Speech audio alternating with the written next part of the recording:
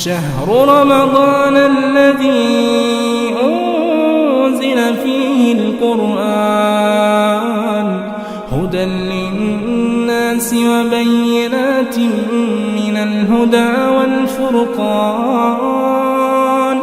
فمن شهد منكم الشهر فليصمه ومن كان مريضا أو على سفر فعدة من أيام أخر. اس میں جو اس کی معشوقہ بنی وہ اس کی معشوقہ نہیں ہے، اس میں جو اس کی بیوی بنی ہوئی ہے اس کی بیوی نہیں ہے، اس میں جو ڈائیلاگ بولے جا رہے ٹوٹل جھوٹ ہے. لیکن ایک ایک فلمیں کروڑہ روپے کماتی ہیں. کیوں؟ اس لیے کہ اس خراب چیز کے اوپر خوشنمائی کا روغن لگا دیا گیا ہے. اس شیطانی تلبیس کا ظاہری پہلو خوشنما ہے، تبھی لوگ جوق در جوق اس کی طرف مائل ہوتے ہیں. اگر اس خوشنمائی کے پہلو کو ہٹا دیا جائے تو پھر کوئی اس کی طرف رخ نہیں کرے گا. حقیقت میں وہ یہ سمجھے گا کہ یہ جھوٹ ہی ہے. ٹوٹل ہر ڈائیلاگ جھوٹ ہے، ہر ڈائیلاگ جھوٹ ہے.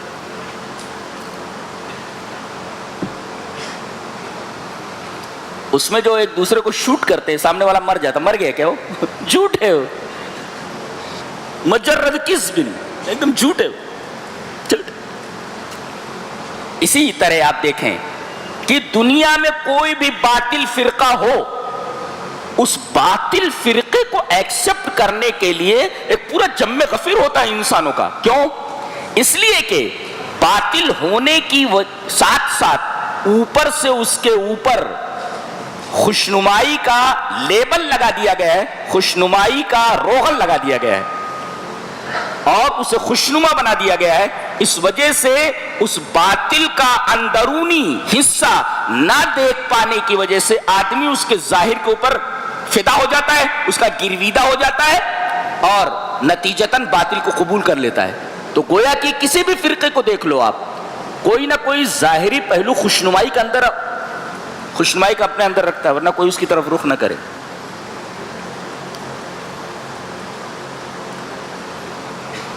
کہتے ہیں کہ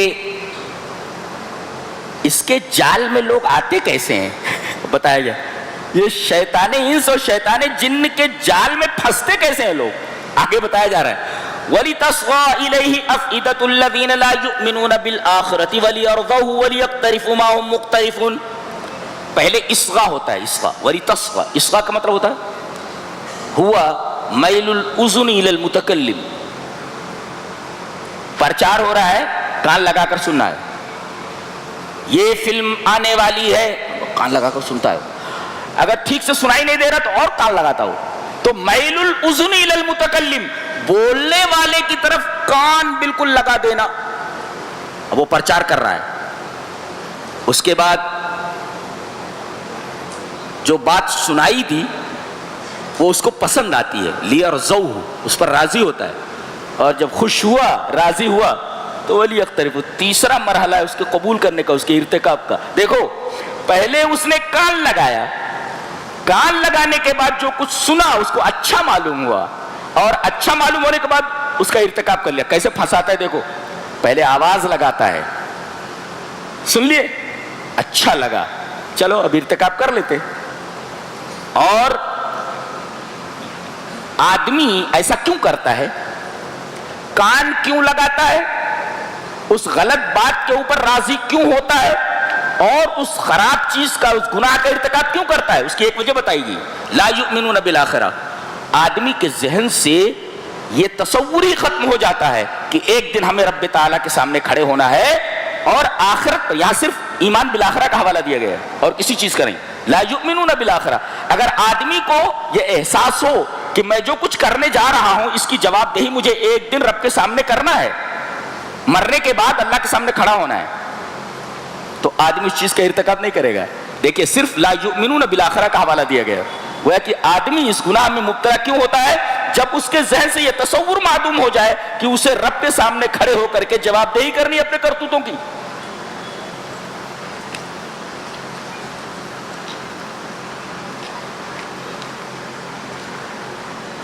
آگے بتایا جا رہا ہے، بہت خوبصورت بات ہے. सांस रोको, मेरी तरफ मुतवज्जो हो जाओ, बहुत इल्मी बात है, मुतवज्जो हो गए। ये एक ज़ुखरुफुल कौल, यानी अंदर से वो बात खराब है लेकिन बात ऊपर से बड़ी खुशनुमा है। क्या बोलते थे आकर मुसलमानों से वसवसा डालने के लिए, अरे अल्लाह मारे तो हराम और तुम मारो तो हलाल।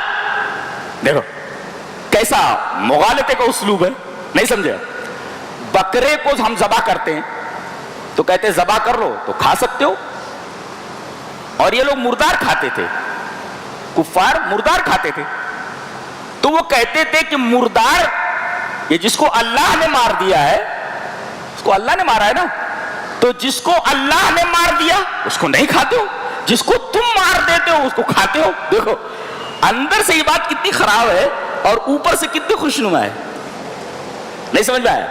बकरे को ज़बा कर दिए और एक बकरा मर गया तो वो मरा हुआ बकरा खा लेते थे, और मुसलमान कहते थे कि ये हराम है, मैता है वो, तो वो कहते थे अरे ये क्या बात हुई? ज़ुखरुफुल कौल देखो, क्या कि तुम मारो तो हलाल और अल्लाह मार दे तो हराम, ये क्या है? वो जिगर ने बहुत बड़ा शराबी था, अल्लाह माफ करे उसको, बहुत बड़ा शायर गुजरा है। मुरादाबाद में मेरा प्रोग्राम था तो उसके नाम से बाकायदा एक होर्ड लगा हुआ, होर्डिंग लगी हुई है, गेट है, बाकायदा गेट है। कहता है ये जनाब शेख का फलसफा कुछ अजब है सारे जहान से, ये जनाब शेख का फलसफा कुछ अजब है सारे जहान से, जो यहां पियो तो हराम है, जो वहां पियो तो हलाल है, जो यहां पियो तो हराम है। कहते हैं कि शराब दुनिया में हराम है मगर जन्नत के अंदर हलाल है। ये मौलवी साहब अजीब फलसफा बयान कर रहे हैं। ये जनाब शेख का फलसफा कुछ अजब है सारे जहान से, जो वहां पियो तो हलाल है, जो यहां पियो तो हराम है। देखो कैसा ज़ुखरुफुल कौल है, ये कैसा ज़ुखरुफुल कौल है। ये दुनिया है, वो आखिरत है। यहाँ की शराब कैसी है, वहां की शराब कैसी है, दोनों की शराबों में फर्क है। अब कह रहे तुम मारो तो हलाल और अल्लाह मार दे तो हराम। अल्लाह तबारक व तआला ने उसका जवाब नहीं दिया, इसलिए कि यह सवाल इतना अहमकाना है, इतना बेवकूफाना है कि इसका जवाब देने की जरूरत नहीं। एक आदमी, एक बच्चा भी यह फैसला करता है कि ज़बीहा और मुर्दार दोनों में जमीन और आसमान का फर्क है। हम ज़बा करते हैं ताकि नुतहहिरुहा मिनद दम, ताकि अंदर जो खून है उसको हम निकाल दें जो नुकसानदेह होता है, और वो जानवर जो मर गया वो खून उसके अंदर रह गया, वो सख्त नुकसानदेह है वो। तो ज़बीहा में और एक मरे हुए जानवर में जमीन और आसमान का फर्क है। इन्होंने वैसे ही कहा कि सूद बेनी कारोबार की तरह है। जैसे एक आदमी 10 रुपए की पेन लाता है 11 रुपए में बेचता है, ऐसे ही कोई आदमी 100 रुपया दे करके एक महीने के बाद 101 रुपया ले ले तो 1 रुपया हराम कैसे हुआ? इन्नमल बैउ मिस्लु रिबा। तो ये मुगालते हैं, ये कुरान हकीम इनके मुगालतों को बताता है कि ये देखो ये शैतानी तलबीसात किस तरीके की हैं कि ऊपर से बड़ी खुशनुमा है मगर अंदर से इतनी खराब है कि एक बच्चा भी फैसला कर देगा कि ये बात इंतहाई खराब है। अरे भाई ज़बीहा में और मुर्दार में एक बच्चा भी फैसला कर देगा कि दोनों में जमीन और आसमान का फर्क है। हम ज़बा करते हैं ताकि नुतहहिरुहा मिनद दम, अंदर जो खून है जो नुकसानदेह है उसको हम निकाल दें, लेकिन मुर्दार जो जानवर मर गया वो खून अंदर ही रह गया। अब अगर उसको कोई खाता है तो खुद इंसान की सेहत के लिए मुज़िर है वो। एक फर्क तो ये हुआ ज़बीहा में और मुर्दार में, और दूसरा फर्क अल्लाह बता रहा है जो जरूरी था, जिसका ताल्लुक इतिकाद से था। क्या फरमाया? फकुलू मिम्मा ज़ुकिरा इस्मुल्लाहि अलैहि इन कुंतुम बिआयातिही मुमिनीन। तुम ईमान वाले हो इसलिए तुम जब जानवर ज़बा करो तो उस पर अल्लाह का नाम ले लिया करो। ये दूसरा फर्क है। मुर्दार जान निकल गई उसकी अल्लाह का नाम नहीं लिया गया, और इसकी जान निकाली जा रही है तो अल्लाह का नाम लिया जा रहा है। गोया ज़बा किए हुए जानवर के ऊपर, ज़बा किए जाने वाले जानवर के ऊपर अल्लाह का नाम लिया जाता है, और वो जो मर गया जानवर उसके ऊपर अल्लाह का नाम नहीं लिया गया। तो दोनों में कितना फर्क हो गया? एक के ऊपर अल्लाह का नाम नहीं लिया गया और एक के ऊपर अल्लाह का नाम लिया गया, तो दोनों में जमीन और आसमान का फर्क। अल्लाह ने फरमाया ये कैसे कहते दोनों एक हो गए? लिहाजा तुम्हारा ये फलसफा और तुम्हारा ये कौल ज़ुखरुफ है, ज़ुखरुफुल कौल है। ऊपर से तो बहुत अच्छा है मगर अंदर से بہت ہی فاسد ہے. میں ایک بات بولوں اپنی طرف سے, پیشاب آدمی خود نکالتا ہے,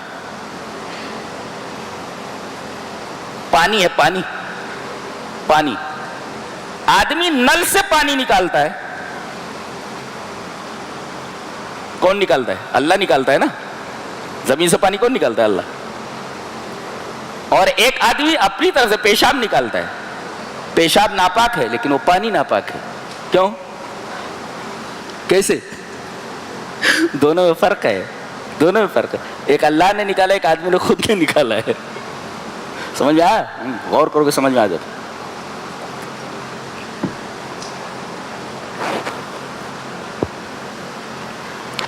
فرمایا گیا کہ جس جانور پر اللہ کا نام نہ لیا جائے اس کا کھانا حرام ہے. فَكُلُوا مِمَّا ذُكِرَ اسْمُ اللَّهِ عَلَيْهِ. اور جس جانور کے اوپر اللہ کے علاوہ کسی غیر کا نام لیا گیا ہو, غیر اللہ کا, اس جانور کا کھانا بھی حرام ہے. اور کسی درگاہ پر, کسی آستانے کے اوپر کسی جانور کو ذبح کیا گیا, اگرچہ اللہ کے نام پر کیا گیا, بسم اللہ اللہ اکبر کہہ کر کے کیا گیا, حرام ہے. اس لیے کہ نیت جو ہے وہ تقرب غیر اللہ ہے, مسئلہ ذبح کا نہیں ہے. جیسے ایک آدمی نے دھاگا باندھا ہوا ہے ہاتھ میں, یہ دھاگا کہاں کا ہے؟ بولے فلاں صاحب مزار کا ہے. اچھا, مسئلہ دھاگے کا نہیں ہے بلکہ دھاگے سے جڑے ہوئے اس عقیدے کا ہے کہ یہ دھاگا جب تک آپ پہنے رہیں گے تب تک بابا کا سایہ آپ کے اوپر ہے. دیکھو مسئلہ دھاگے کا نہیں ہے, دھاگے کے ساتھ جڑے ہوئے عقیدے کا ہے. تو مسئلہ وہاں بسم اللہ واللہ اکبر کہہ کر ذبح کرنے کا نہیں ہے, مسئلہ وہاں تقرب غیر اللہ ہے. تو تقرب غیر اللہ کی وجہ سے حرمت آئی ہے, وہ حرام ہوا ہے. وہ نقطہ سمجھ میں آیا؟ ہاں, اسے مضبوطی سے پکڑو, ذہن میں رکھو اس کو. اس کے بعد فرمایا کہ بذروا ظاہر الاسم و باطنہ. ایک برائی ہوتی ہے ظاہر, ایک ہوتی ہے باطن. باطنی برائی کیا ہے؟ کبر, تکبر, ریاکاری, عجب, شرک, بدعت, ساری چیزیں یہ قلب کی بیماری ہے, اندرونی بیماری. تو اس سے بھی بچو. اور خارجی بیماری, حرام کھانا, زناکاری کرنا, چوری کرنا, یہ ساری چیزیں یہ ظاہری اسم ہے. اسم نے گناہ. تو وذروا ظاہر الاسم و باطنہ, ظاہری برائی بھی چھوڑ دو, ظاہری گناہ بھی اور باطنی گناہ بھی. اور کہا یہ جو ظاہری اور باطنی گناہ کرتے ہیں یہ کمائی کر رہے ہیں. بولتے کیا بات بولتے, کیا تعبیر ہے. دیکھو کما رہا ہے نا وہ, تو کمائی کا نتیجہ ہوتا ہے نا کچھ, وہ کمائی کا نتیجہ جہنم میں ہوتا جا رہا ہے. یہ جو کما رہا ہے اللہ.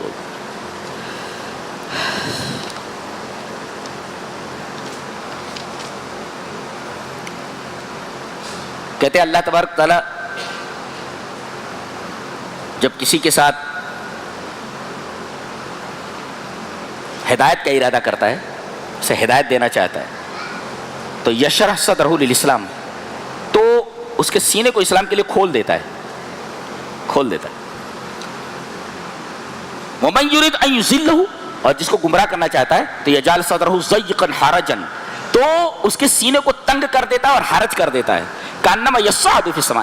اس آیت کریمہ پر ہم رک کر بحث کرنا چاہیں گے. دیکھو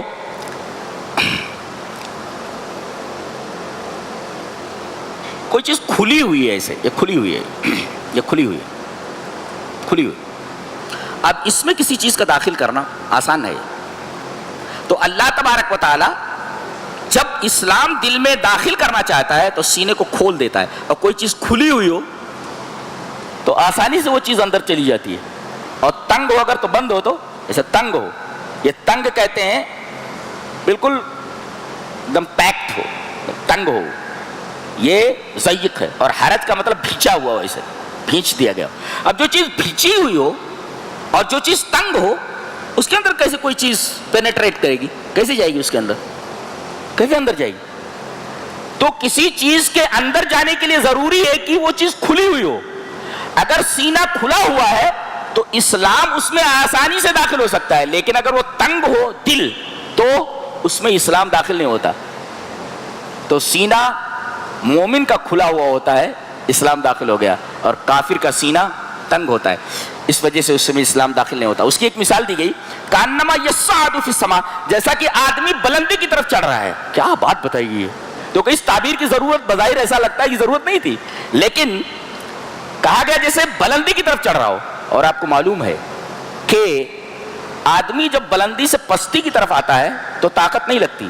کوئی آدمی سینیوں سے نیچے اتر رہا ہو تو اسے پریشانی نہیں ہوتی، کیوں؟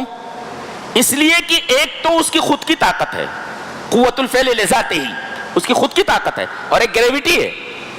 بھئی زمین جو ہے کھینچتی ہے، زمین کے اندر قوت کشش ہے، تو گویا کہ اسے سپورٹ مل رہا ہے۔ جیسے گاڑی جب اوپر جاتی ہے تو اس میں زبردست ایکسیلیٹر کو دبانا ہوتا ہے، تب جا کر کے وہ اوپر چڑھتی ہے، اور اگر نیچے جانا ہو تو سب بند کر دو، آرام سے نیچے چلی جاتی۔ کیوں؟ اس لیے کہ ایک تو اس کا خود کا پاور ہے کار کا، اور دوسرے گریویٹی ہے زمین کی جو کھینچ رہی ہے اس کی طرف۔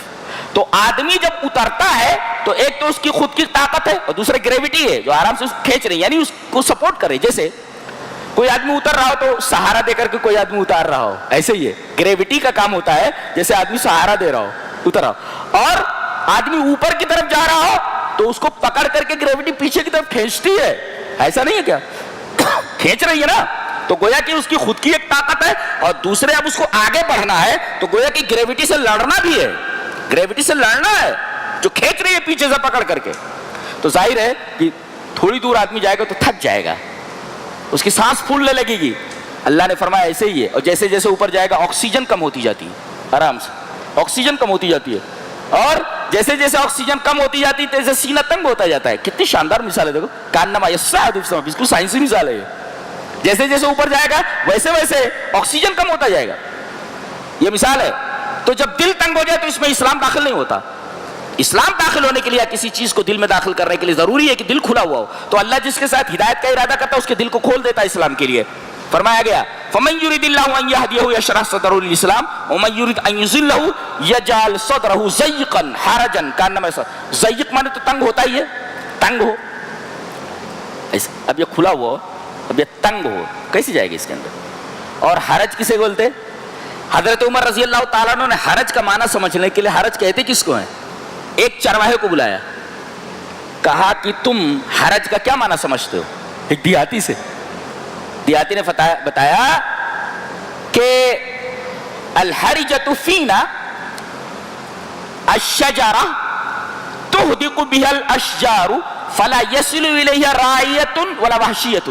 کہتے ہیں کہ حرجہ جو ہے نا ایک ایسے درخت کا نام ہے، یہ درخت ہے، یہ پیڑ ہے، یہ اس کے چاروں طرف درخت ایسے ہوں، ادھر درخت ہے، ادھر درخت ہے، ادھر درخت ہے، ادھر درخت ہے، ادھر چاروں طرف سے درخت گھیرے ہوئے ہوں اس درخت کو، کہ اگر کوئی جانور اس درخت سے کچھ کھانا چاہے تو وہاں تک پہنچ ہی نہیں پائے گا، اس لیے کہ چاروں طرف سے درختوں نے اس کو گھیر رکھا ہے، تو اس درخت کو حرجہ کہتے ہیں۔ اللہ اکبر، وہی لفظ یہاں استعمال کیا گیا کہ جیسے اس درخت کی طرف، اس درخت تک جانور نہیں پہنچ پاتا اس لیے کہ چاروں طرف سے درختوں نے گھیر رکھا ہے، ایسے اللہ تبارک و تعالیٰ نے کافر کے دل کو بنا رکھا ہے، کذالک قلوب الکافر، اسی طرح کافر کا دل ہوتا ہے کذالک قلب الکافر، کہ وہ چاروں طرف سے گھرا ہوا ہے، جیسے وہ جانور کوئی اس درخت تک نہیں پہنچ سکتا اس لیے کہ چاروں طرف سے درختوں نے گھیر رکھا ہے، اس درخت کا نام حرجہ ہے۔ تو اس طریقے سے حرج آ گیا تو دل تک اسلام نہیں پہنچ پاتا۔ یہ شاندار تعبیر ہے، ایک دم محسوس مثال ہے۔ ایک تو سائنسی مثال ہے کانما یصعد فی السماء، اور ایک محسوس مثال ہے، اور ایک مشاہداتی مثال ہے۔ کیا بات ہے! ضیق کے اندر ایک بچہ بھی سمجھ سکتا ہے کہ تنگ چیز ہو، اس کے اندر کوئی چیز جاتی نہیں ہے، ایک بچہ بھی بتا دے گا۔ اور حرجن کا معنی بتایا گیا وہ جو مشاہدہ ہے، آدمی دیکھ سکتا ہے کہ چاروں طرف اگر درخت ہوں اور بیچ میں کوئی درخت ہو تو ان درختوں کی وجہ سے اس درخت تک کوئی نہیں پہنچ سکتا، یہ محسوساتی مثال ہے۔ اور اس کے بعد کانما یصعد فی السماء، جیسے جیسے آدمی اوپر جائے گا آکسیجن کم ہوتی جاتی ہے، سائنسی مثال ہے جی۔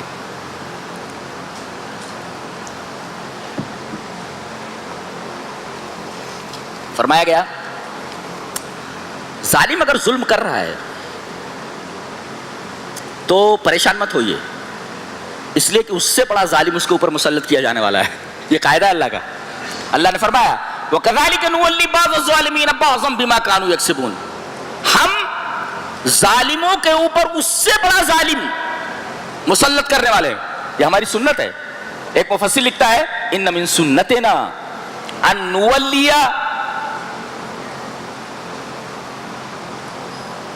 ہم ظالم کے اوپر اسی کے مثل ایک ظالم کو مقرر کر دیتے ہیں. یہ ہماری سنت ہے. فضیل ابن عیاض کہتے ہیں قال فضیل ابن عیاض اذا رأيت ظالما ينتقم من ظالم فقف وانظر فيه متعجبا.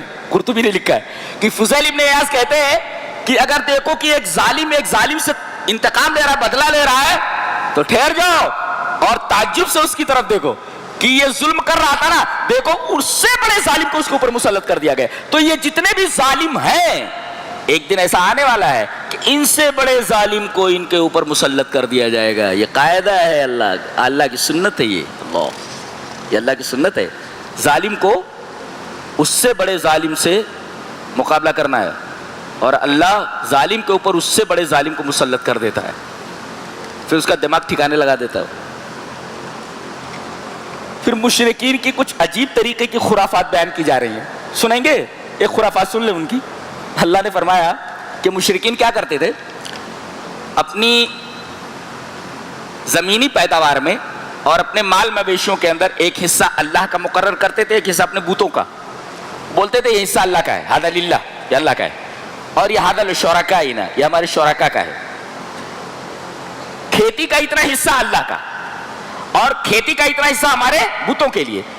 اور عجیب بات تو یہ ہے، اتنا تو اچھائی تھی، اتنی اچھائی تھی کیا، جو حصہ اللہ کا ہوتا تھا وہ جاتا تھا غریبوں کو، مسکینوں کو. اور یہ جو مشرکین اپنے شرکاء کے لیے جو حصہ مقرر کرتے تھے یہ مجاوروں کے لیے جاتا تھا. خوب کھاتے تھے، خوب دبا کر کے کھاتے تھے.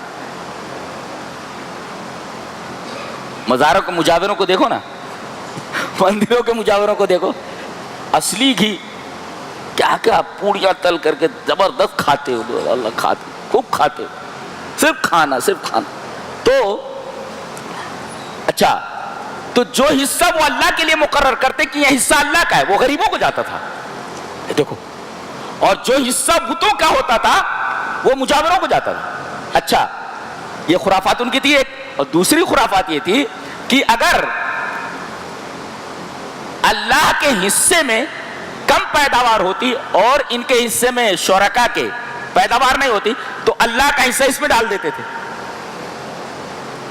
لیکن اگر اللہ کا حصہ کم ہو جاتا تھا تو اپنے شرکاء کے حصے سے اس میں نہیں ڈالتے تھے. بولتے تھے ایسا کیوں کرتے؟ بولے اللہ غنی ہے. بولے تھے اللہ کو کس چیز کی ضرورت ہے.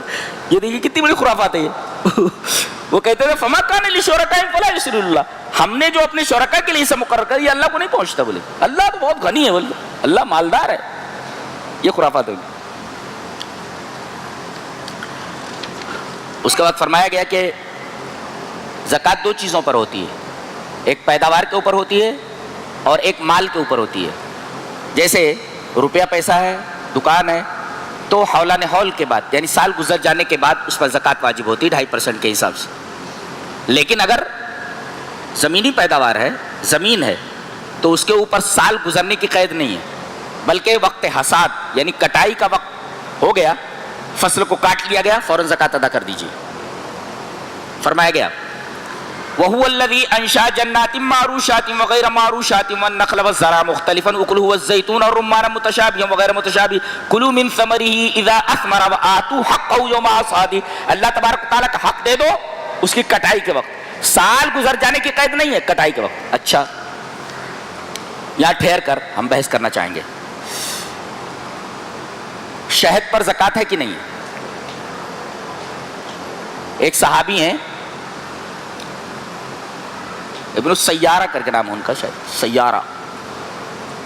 سیارہ المطعی. وہ کہتے ہیں کہ میں نبی کریم صلی اللہ علیہ وسلم کے پاس آیا اور کہا کہ اللہ کے رسول میں شہد کی فارمنگ کرتا ہوں. ان لی نحلن، نحل مینس بیز، تو یہ جو ہنی بیز ہوتی ہیں تو شہد کی مکھیاں، تو میں ان کی فارمنگ کرتا ہوں. تو اللہ کے رسول پر زکوٰۃ، بولے عد العشر، 10واں حصہ نکال دے، 10واں حصہ نکال دے. میرا خیال اس کا بہترین طریقہ یہ ہے کہ 10 ڈبے ہو جائیں تو ایک ڈبہ اللہ کی راہ میں دے دو، 10 ڈبے بڑھ جائے گا، 10واں حصہ. یہ ابن ماجہ شریف کی روایت ہے، صحیح روایت ہے. تو یہ شہد کے اوپر رکاز پرانے زمانے لوگ خزانہ زمین میں گاڑ دیا کرتے تھے، کسی کو مل جاتا تھا، جس کو دفینہ کہتے.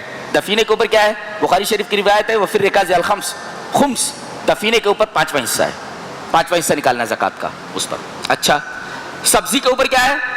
حدیث ہے لیس فی الخضراوات صدقۃ، سبزیوں کے اوپر زکوٰۃ نہیں ہے. جس کے اوپر بھی سبزی کا اطلاق ہوتا ہو، بقول سبزیاں، ترکاری جس کو بولتے ہیں، جیسے پیاز ہے، لہسن ہے، جتنی بھی چیزیں ترکاری کے ضمن میں آتی ہے ان کے اوپر زکوٰۃ نہیں ہے. اتنا معلوم ہو گیا. اب دو چیزیں ہیں، اناج اور پھل. تو نبی کے زمانے میں دو چیزیں اناج کے حصے میں آتی تھی، اناج کے دائرے میں، اور دو چیزیں آتی تھی پھل کے دائرے میں. دو چیزیں جو اناج کے دائرے میں آتی تھی کیا تھا؟ گندم اور جو، گیہوں اور جو، ان میں زکوٰۃ نکالنی پڑتی تھی. اور پھلوں میں منقع اور کھجور، بس ان چار چیزوں میں زکوٰۃ نکالی جاتی تھی. دو کا تعلق پھل سے اور دو کا تعلق اناج سے. گیہوں کا اور جو کا تعلق اناج سے، اس میں نکالنا ہے زکوٰۃ. اور پھل دو چیزیں ہیں، منقع اور کھجور، ان میں سے زکوٰۃ نکالنا ہے. دو کا تعلق پھل سے اور دو کا تعلق اناج سے. لیکن آج یہ حصر نہیں ہے، نبی کے زمانے میں ان چار چیزوں میں سے نکالا جاتا تھا.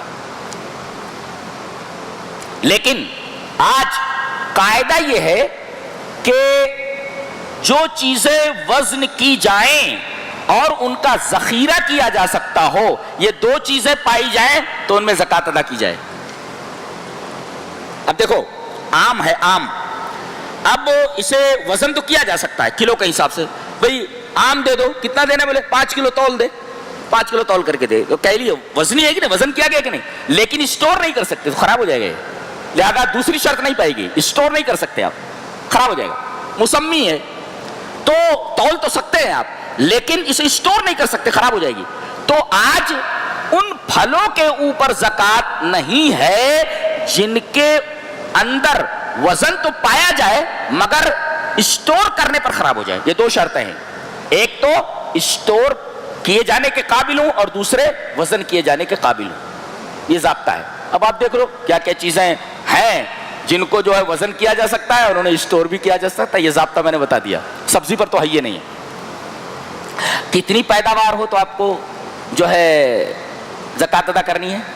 750 کلو، 5 وسق، 5 وسق، اور 5 وسق برابر ہوتا 60 سا کے.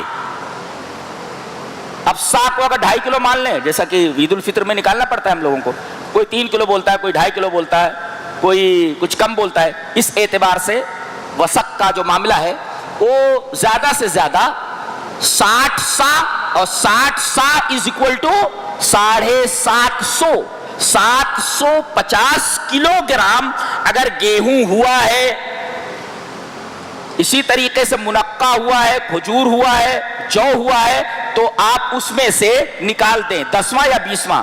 اگر بارانی پانی سے ہوا ہے تب تو آپ 10واں نکالیں گے، اور اگر ٹیوب ویل وغیرہ سے خود پانی پیسہ لگا کر کے آپ نے پانی لگایا ہے تو 20واں حصہ ہے، یعنی 5واں حصہ.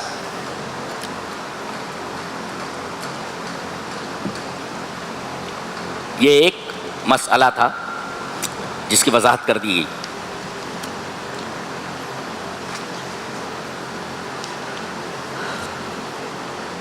اس کے بعد یہ فرمایا گیا کہ شرک کے بعد سب سے بڑا گناہ والدین کے ساتھ بدسلوکی ہے. لہذا صرف اللہ کی عبادت کرو اور والدین کے ساتھ حسن سلوک کرو، یہ بہت ضروری ہے. اس کے بعد ایک عجیب بات بتائی جا رہی ہے سورہ اعراف میں کہ اللہ فرما رہا ہے کہ کل قیامت کے دن تمہارے اعمال تولے جائیں گے. ارے اعمال کوئی جو اور گیہوں تھوڑی ہے کہ اسے ترازو میں تولیں، لیکن قرآن کہہ رہا ہے کہ عمل تولے جائیں گے. کیسے؟ عمل کو کیسے تولو گے؟ یہ میں بول رہا ہوں، الفاظ ہیں میرے، تو یہ الفاظ ان کو وزن کیسے کریں گے آپ؟ لیکن ایک مفسر بولتا ہے کہ قیامت کا دن کشف حقائق کا دن ہوگا. وہاں حقیقتیں کھول دی جائیں گی. وہاں جتنی مجردات ہیں سب محسوسات کا لباس پہن لیں گی. یہاں جن چیزوں کے تولنے کا آدمی تصور نہیں کر سکتا کہ بھئی عمل کو کیسے تولیں گے، برائی کیسے تولیں برائی تولنے کی ترازو کہاں ہے؟ اچھائی تولنے کی ترازو کہاں ہے؟ یہ سب مجردات ہیں. لیکن قیامت کے دن جب حقیقت کا انکشاف ہوگا تو تمام مجردات محسوسات کا لباس پہن لیں گی، اور ان تمام چیزوں کے تولنے کے لیے اللہ تبارک و تعالیٰ میزان قائم کرے گا. وہ میزان کیسی ہوگی، وہ ترازو کیسا ہوگا کہ مجردات کو اس کے اوپر محسوسات بنا کر کے تول لیا جائے گا. اللہ اکبر. والوزن یومئذ الحق. اس دن اعمال کا وزن برحق ہے. اچھا تو دو ہی قسم کے لوگ ہیں، یا تو نیکی بڑھ گئی جنت ہے، اور اگر برائیاں زیادہ ہو گئیں تو جہنم ہے.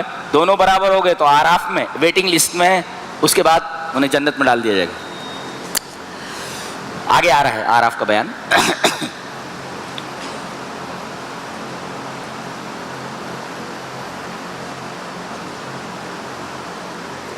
شروع میں کیا کہا گیا کہ خوشنما بنا کر کے کسی بری چیز کو شیطان پیش کرتا ہے، اور مقصد کیا ہوتا ہے؟ غرورن، دھوکہ دینا.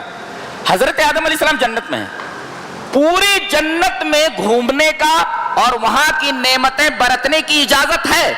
صرف ایک چیز کے بارے میں کہہ دیا گیا کہ وہاں اس درخت کا پھل مت کھانا، وہاں مت جانا. اب آتا ہے خوب کھا رہے ہو جنت میں، ہاں کھا رہے ہو.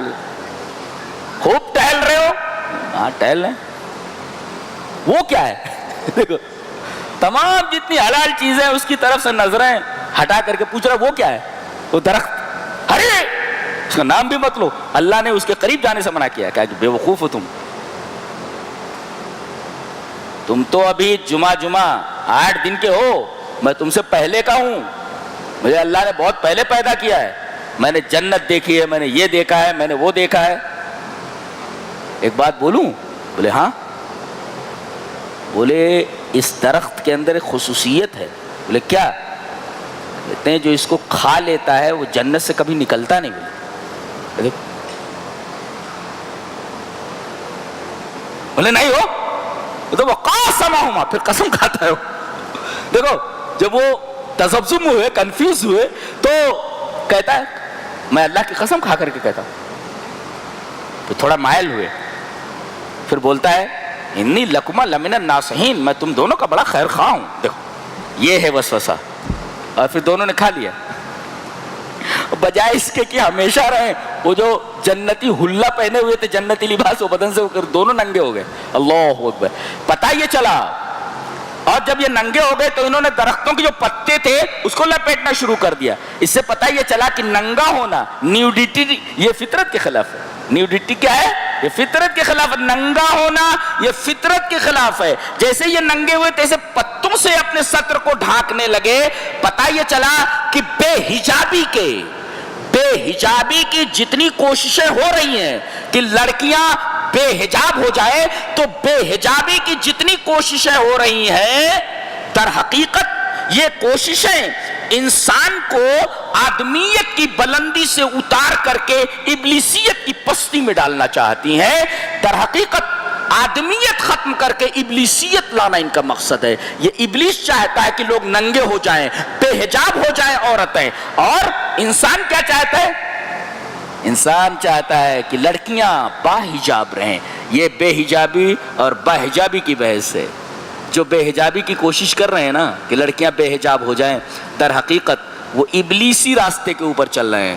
وہ آدمیت کی بلندی سے اتار کر کے لڑکیوں کو ابلیسیت کی سطح پر لا رہے ہیں، پستی میں لا رہے ہیں. سمجھ میں آیا؟ جی ننگا ہونا یہ فطرت کے خلاف ہے، اور سطر کو ڈھانکنا یہ عین فطرت ہے. اور ایک نقطہ دیکھو کتنا عجیب و غریب ہے. اللہ نے فرمایا ہم نے لباس کو نازل کیا ہے. قرآن کے بارے میں فرمایا ہم نے قرآن کو نازل کیا ہے. یا بنی آدم قد انزلنا علیکم لباسا، ہم نے لباس کو نازل کیا ہے. لباس اوپر سے آیا ہے، اور جو چیز اوپر سے آئے اس کے اندر برکتیں ہوتی ہے. تو آدمی لباس کو جتنا اچھا پہنے گا اور پورے بدن کو ڈھانکے گا اتنی برکتیں حاصل ہوں گی. تو ہماری مائیں اور بہنیں باحجاب رہے کہ یہ لباس اوپر سے اترا ہے تاکہ ان کے اوپر خیر و برکت کا نزول ہو. جی اللہ نے لباس کو اوپر سے نازل کیا ہے، نیچے کی چیز نہیں ہے یہ. اور جو چیز اوپر سے آئے اس کے اندر خیر و برکت ہوتی ہے. لہذا ہماری مائیں اور بہنیں بے حجابی کو پسند نہ کریں، یہ ان کے حق میں سخت نقصان دہ ہے، برکتیں چھن جاتی ہیں۔ جو چیز آسمان سے آئی ہے جس کے اندر برکتیں ہیں، آپ اس کو استعمال نہیں کر رہی۔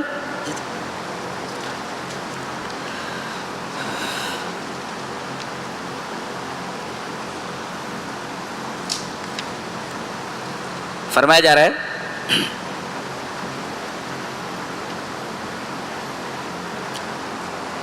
کہ جنتی جنت میں چلے جائیں گے، جہنمی جہنم میں چلے جائیں گے۔ چلے گئے؟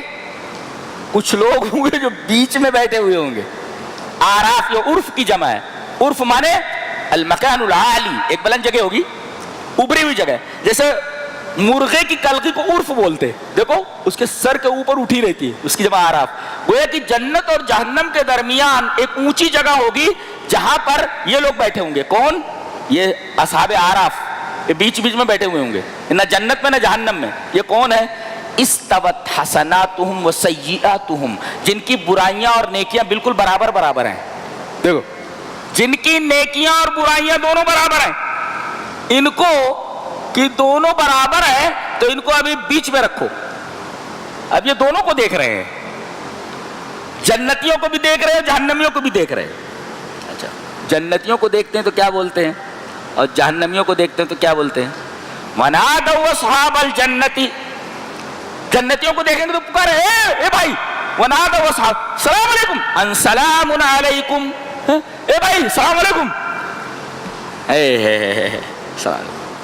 جن کا ٹکٹ کنفرم ہو جاتا ہے نا، اور جن کا ویٹنگ میں رہتا ہے، ویٹنگ والے بہت پریشان ہوتے ہیں وہ لوگ، لیکن اگر ٹی سی بول دے یار کنفرم ہو جائے گا، تکلیف میں، پھر بھی تکلیف میں رہتے وہ، اگر بھی کنفرمیشن ہو گیا نا، السلام علیکم بولتے، وَنَادَوْا أَصْحَابَ الْجَنَّةِ أَن سَلَامٌ عَلَيْكُمْ، السلام علیکم، خوب کھا رہے بولتے، اچھا اچھا، لم يدخلوها، ابھی یہ لوگ داخل نہیں ہوئے۔ کون؟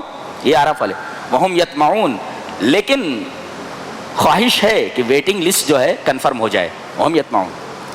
پھر ادھر دیکھتے ہیں، وَإِذَا صُرِفَتْ أَبْصَارُهُمْ تِلْقَاءَ أَصْحَابِ النَّارِ، جہنمیوں کی طرف اپنی نگاہ جب اٹھاتے ہیں یہ، قَالُوا رَبَّنَا لَا تَجْعَلْنَا مَعَ الْقَوْمِ الظَّالِمِينَ، اے اللہ ان ظالم قوم کے ساتھ ہمیں مت بنانا، ہمیں ان کے ساتھ مت رکھنا۔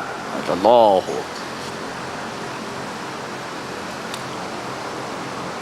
یہ تو ہے اصحاب اعراف کا معاملہ، جن کی نیکیاں اور برائیاں برابر ہیں۔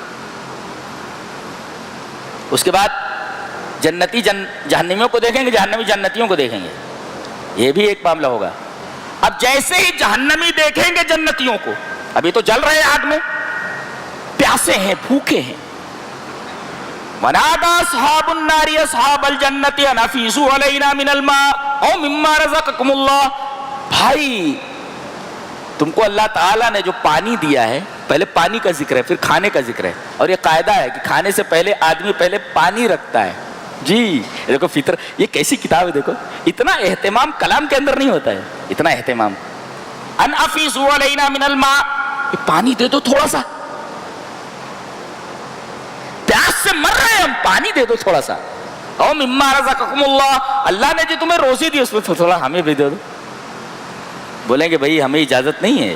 قالوا ان اللہ حرمہم علی الکافرین، جہنمیوں کے اوپر، کافروں کے اوپر یہ نعمتیں حرام کر دی گئی، ہم نہیں دے سکتے، نہ پانی مل سکتا ہے اور نہ یہاں کی نعمتیں تمہیں دی جا سکتی ہیں۔ کتنے محروم لوگ ہیں یہ، آج دنیا میں خوب مزے کر رہے ہیں، بہت مزے کر رہے ہیں، بہت تکلیف میں پڑنے والے ہیں یہ لوگ۔ ان کو جب دیکھتا ہوں میں تو حسرت ہوتی ہے کہ یہ کہاں جا رہے ہیں اور آگے کون سی تباہی ان کی منتظر ہے۔ اللہ، کون سی تباہی منتظر ہے، ناچ رہے ہیں، گا رہے ہیں، کود رہے ہیں، پھاند رہے ہیں، اتنا انجام معلوم نہیں ان کو کہ ان کا انجام کیا ہونے والا ہے۔ اس کے بعد کہا گیا دعا سے کبھی غافل مت ہو، اور دعا کی روح بتائی گئی، ایک ہے دعا کا ادب اور ایک ہے دعا کی روح، ہر چیز کی ایک روح ہوتی ہے۔ کہا کہ دعا کی روح یہ ہے ادعوا ربکم تضرعا وخفیہ، جب اللہ سے دعا کرو تو آپ کا دل بھی عاجزی کر رہا ہو اور آپ کا بدن بھی عاجزی کر رہا ہو، آپ بالکل زبان حال اور زبان قال دونوں اعتبار سے آپ اپنی عاجزی ظاہر کریں۔ میرے رب میں بہت بڑا گنہگار ہوں، میرے رب میں بہت تکلیف میں ہوں میرے۔ تو یہ جو بدن کی عاجزی ہے اور پھر دل کی عاجزی ہے، یہ تضرع ہے۔ بدن کی عاجزی اور دل کی عاجزی، یہ تضرع ہے، اور خفیہ دھیرے دھیرے اللہ سے، چلا کر کے آپ کو دعا مانگنے کی ضرورت نہیں، اس لیے کہ اللہ بہت قریب ہے، وہ سن رہا ہے، وہ دھیرے دھیرے بولو. تو گویا کہ دل کی عاجزی اور بدن کی عاجزی، آپ کا بدن بھی بہت عاجزی لیے ہوئے ہو، آپ کا دل بھی اللہ کی طرف جھکا ہوا ہو، عاجزی لیے ہو، اور دھیرے دھیرے اللہ سے بولو. یہ دونوں چیزیں دعا کی روح ہیں. ایسا اللہ کے سامنے جب ہو تنہائی میں تو اس طریقے سے آپ کا دل بھی عاجزی لیے ہوئے ہو اور آپ کا بدن بھی عاجزی لیے ہوئے ہو، اور دھیرے دھیرے آپ اللہ سے بات کرو، دعا قبول ہو جاتی ہے، دعا قبول ہو جاتی ہے. ادب کیا ہے؟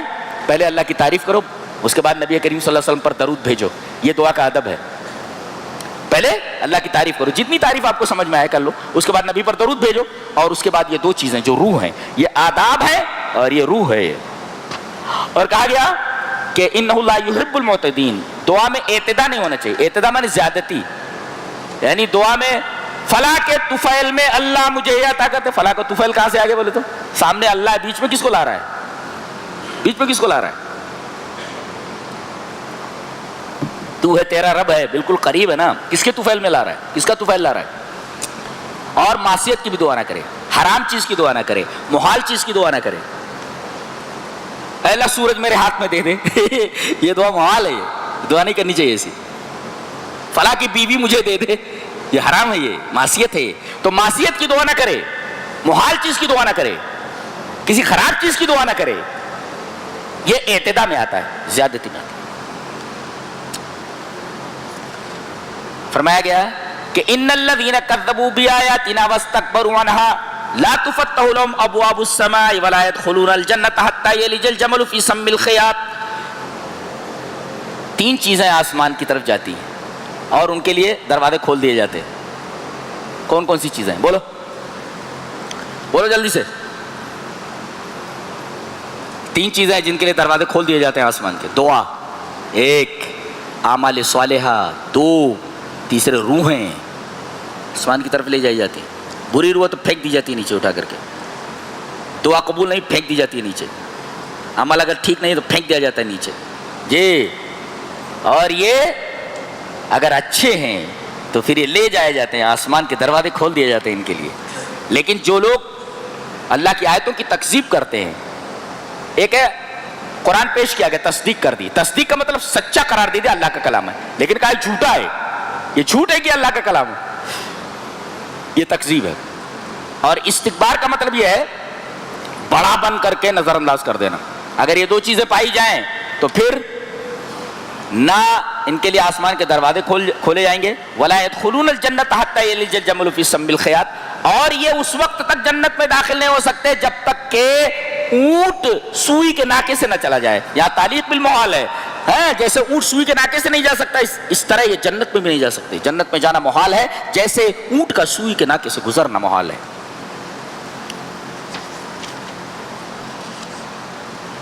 اللہ ایک بڑی عجیب بات ہے کہ کافر جو ہوتے ہیں ان کو نفس وجود باری کا انکار نہیں ہوتا کہ اللہ موجود نہیں ہے. یہ بتایا گیا. یہ کون ہیں؟ حضرت ہود ہیں. ہاں حضرت ہود ہیں. یہ پیش کر رہے ہیں دعوت اپنی قوم کے ساتھ، ایک اللہ کی عبادت کرو. اب دیکھو کیا بول رہے ہیں، قول دیکھو، قالوا اجیتنا لنعبد اللہ وحدہ، تم آئے ہو ہمیں یہ بتانے کے لیے کہ ہم صرف اللہ کی عبادت کریں، ایک اللہ کی، نعبد اللہ وحدہ وَنَذَرَ مَا كَانَ يَعْبُدُ آبَاؤُنَا، اور ہم ان معبودوں کو چھوڑ دیں جن کی عبادت ہمارے آبا و اجداد کرتے تھے. دیکھو توحید کا معارضہ انہوں نے تقلید سے کیا ہے، آبا و اجداد کی تقلید سے. یہی دلیلیں آج بھی چل رہی ہیں. کہا جاتا ہے کہ بھائی ایسا کیوں کر رہے؟ بولے ہمارے باپ دادا کرتے ہیں. ارے باپ دادا تمہارے جاہل رہے ہوں تو، گمراہ رہے ہوں تو کفار کو نفس وجود باری تعالی کا انکار نہیں تھا، وہ مانتے تھے اللہ کو، لیکن کہتے تھے جتنا بھی اللہ کا نام لینا ہو لے لو، لیکن اللہ کا نام تنہا مت لو، ہمارے بزرگوں کو بھی اس کے ساتھ لگا لو نا. جب تک لگاؤ گے نہیں ہم ماننے والے نہیں. اسی کا نام تو شرک ہے. وہی کہا گیا قالوا اجیتنا لنعبد، اللہ کا جتنا نام لینا ہو لے لو، ہمیں اعتراض نہیں ہے، لیکن ہمارے معبودوں کو بھی، ہمارے جو بت ہیں ان کو بھی اس کے ساتھ لگا لو، تنہا اللہ کا ذکر کرو گے تو مار کھاؤ گے۔ یہی تو شرک ہے۔ قالوا وجئتنا لنعبد اللہ وحدہ ونذر ما کان یعبد آباؤنا فاتنا بما تعدنا ان کنت من الصادقین۔ تو عذاب لے آ، ہم چھوڑنے والے نہیں اپنے بتوں کو، جس عذاب کا وعدہ کرتا نا عذاب لے آ، سچا ہے تو کہتے ہیں کہ جب عذاب آیا، اللہ اکبر، تو رجس مانے عذاب و غضب، تو عذاب کے بعد غضب کا کیا مطلب ہے؟ ارے بھائی ایک کو کہا کہ کوٹو اس کو، مارو اس کو، اب سزا دی جا رہی ہے نا، عذاب ہے لیکن رحم بھی تو آ سکتا ہے، اے بند کر دے، کہا گیا نا عذاب کے ساتھ غضب بھی ہے، غصہ اللہ کا ختم نہیں ہو رہا ہے، غصہ ختم نہیں ہو رہا ہے، یعنی اس کا مطلب اب بچنے کا کوئی سوال ہی پیدا نہیں ہوتا، ان کو صفحہ ہستی سے اس طرح مٹا دو جیسا کہ حرف غلط ہوتا ہے۔ تو عذاب کے بعد غضب اس وجہ سے لایا گیا، رجس و غضب، کوئی پیٹا جا رہا تو رحم آ سکتا ہے نا، اللہ فرما رہے نا عذاب آنے کے بعد رحم نہیں ہے، صرف غضب ہے، مٹا دیا جائے ان کو، اور سب مٹا دیے گئے، تو ان کی کوچیں کاٹ دی گئی ہیں، تو وَقَطَعْنَا دَابِرَ الَّذِينَ كَذَّبُوا بِآيَاتِنَا وَمَا كَانُوا مُؤْمِنِينَ، صفحہ ہستی سے حرف غلط کی طرح مٹا دیا گیا۔ آج وہ وادیاں دیکھو صرف ہوائیں چلتی رہتی ہیں، کوئی نہیں ہے وہاں پہ، ربول خالی ہے، جہاں شاندار سیویلائزیشن، شاندار کلچر اور شاندار تہذیبوں کا جنم ہوا، آج صحرا ہے، وہ کوئی بستا نہیں وہاں پہ، اللہ نے ایسا مٹا دیا ان کو، آج کوئی نام لیوا نہیں ہے ان کا، بڑے بڑے تمدن اور بڑی بڑی تہذیبوں کو سمی بوس کر دیا گیا، تباہ و برباد کر دیا گیا۔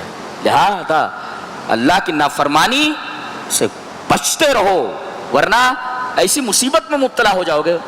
آدمی کو موت جلدی نہیں آتی ہے، موت تڑپ تڑپ کر کے مرتا ہے، کتنا بھی بڑا آدمی ہو کسی بیماری میں مبتلا ہو جاتا ہے، بچوں کو بھی نہیں بتا سکتا کہ میں کیا کروں، ڈاکٹر کہتے ہیں کہ بھئی تیرا علاج نہیں ہے، جا، بچوں سے کہتے لے جاؤ خدمت کر لو، اس خدمت کر لو، جانے والا ہی ہے، بچتا نہیں ہے۔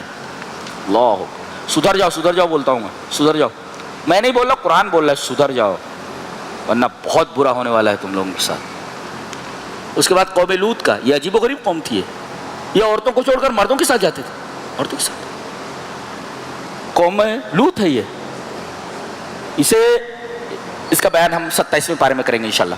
تو ایک ہے عمل منکر، برا کام کرنا، اور ایک ہے ایجاد منکر، برائی ایجاد کرنا۔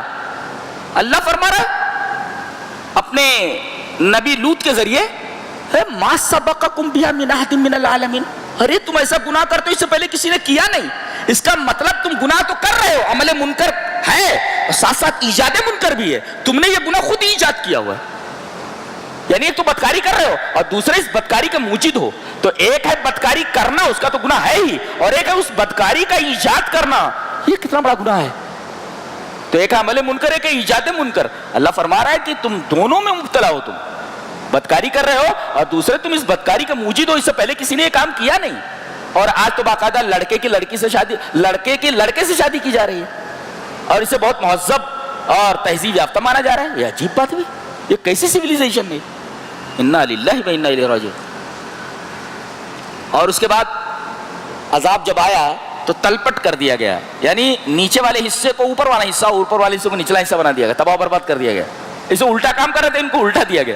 اور ان کی بیوی زانیہ تو نہیں تھی، لیکن ان کی بیوی کافرہ تھی، یہ کافروں کے ساتھ رہ گئی، کہتے ہیں نمک کا ستون بن گئی ہے، ایسا بتایا جاتا ہے۔ بہرحال کچھ بھی ہو، اللہ کے عذاب کے تحت آ گئی، اور کہا گیا من الغابرین، قصے پاری نہ بن گئی۔ ایسے لوگوں کو ہسٹری بنا دیا جاتا ہے، ہسٹری بن گئے ہیں یہ لوگ، عورت ہے۔ اب یہاں دیکھو حضرت لوط علیہ السلام مجبور نہیں کر سکے اپنی بیوی کو کہ تو ایمان والی ہو جا، نبی مجبور نہیں کر سکتا۔ ہم لوگ کیسے مجبور کر سکتے ہیں کسی کو کہ ایمان لے آئے تھے؟